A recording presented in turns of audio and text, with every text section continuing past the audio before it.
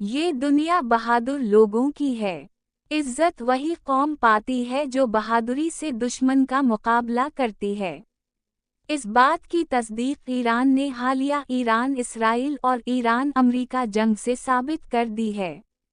لوگ بہادروں کا ہی ساتھ دیتے ہیں، جو میدان چھوڑ کر بھاگ جاتے ہیں یا طاقت کے آگے جھک جاتے ہیں، مصلحت سے کام لیتے ہیں۔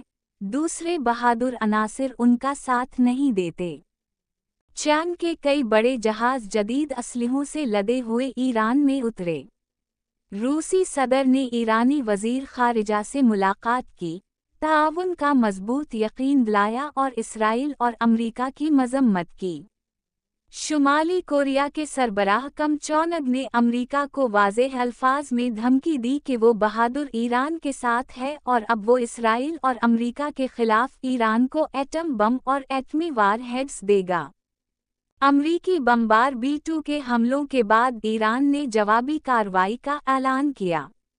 بشارت الفتح نامی کارروائی کے تحت عراق، قطر اور دیگر عرب ملکوں میں امریکی اڈوں پر میزائل حملہ کیا۔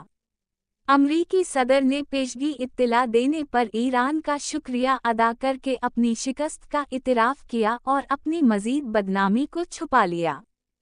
اب جبکہ جنگ بندی کا اعلان ہو چکا ہے اور امید ہے کہ ممکنہ طور پر جنگ بند ہو جائے گی، تو اس جنگ میں ایران سرخرو ثابت ہو گیا ہے۔